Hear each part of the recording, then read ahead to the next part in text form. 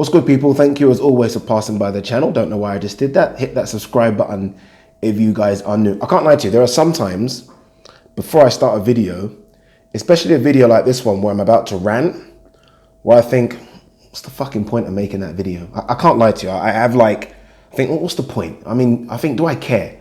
Like, do I give a shit? Anthony Joshua, I don't know how many videos I've made about this Anthony Joshua shit, and I think, oh, fuck it. You know what? Sorry, I keep swearing. But I think, you know what? When the fight gets made, it gets made, right? When his opponent is named, it's named, right? Why do I care? I don't know.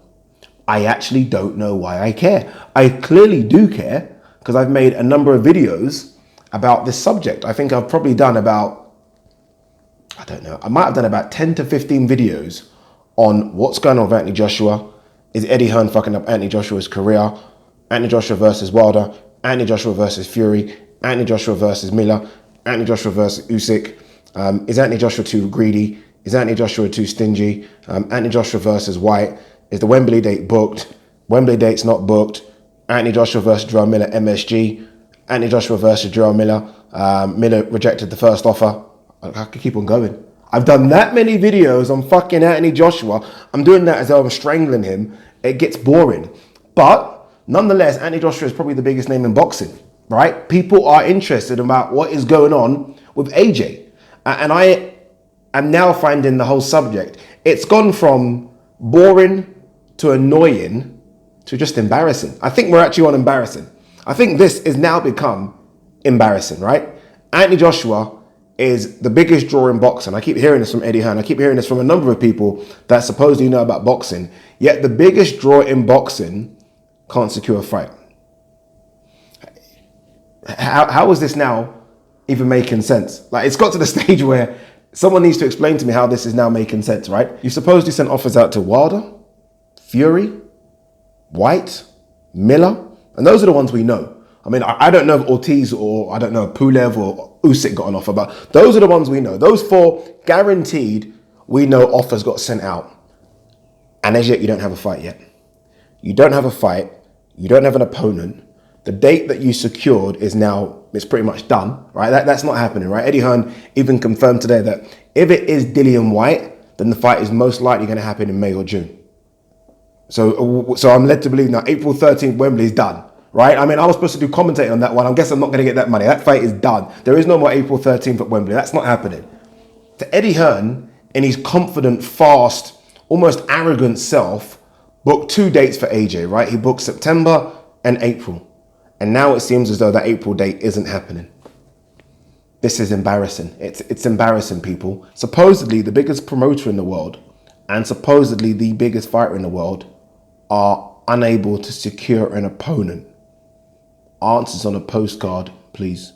I need answers, people. What makes this even more embarrassing for AJ, and this is his fault really, is that Deontay Wilder versus Tyson Fury looks like it's going to be signed.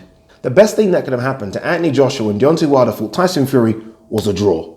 Some people don't agree with that. Understand my reasoning for a second. There was nothing in the contract that said what would have happened if the result was a draw. If Deontay Wilder lost, yeah, rematch would have happened all day. So a draw was the best outcome. It left everyone free, so to speak. Everyone was free now. And you know what? Whatever fight could happen, right?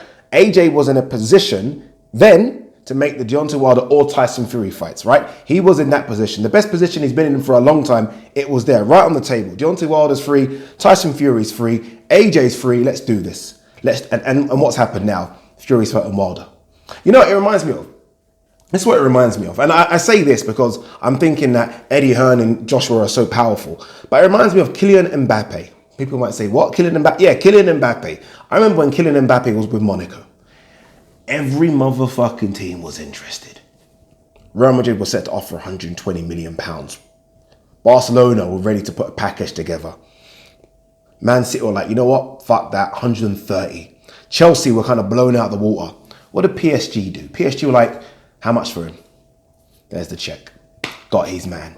Got their man. Just like that. I expected Eddie Hearn and Anthony Joshua to say, you know what, Tyson Fury, how much are you getting offered for this Wilder rematch? How much? 15 million. Fuck it, here's 25. Meet you in April. That's kind of what I expected. And that's not happening. That's what I expected because I know for a fact And I'm not even an accountant. I don't even study economics. I know that Tyson Fury versus Anthony Joshua at Wembley makes a truckload of money. And that's what boxing is all about. Fuck titles. People might talk about titles. It's about the money, people.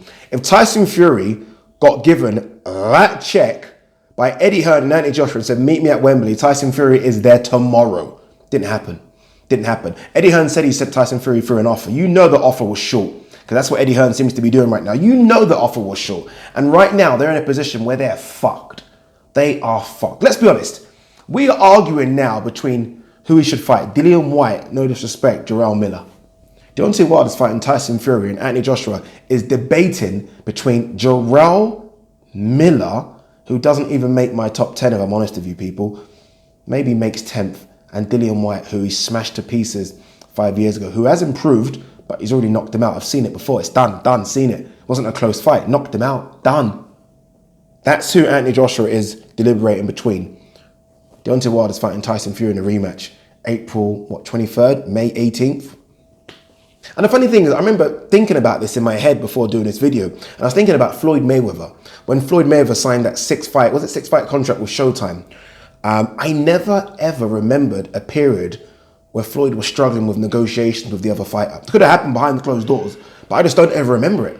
I never ever remember a period where someone like Robert Guerrero saying, I'm waiting for Floyd to up the offer. I don't remember it.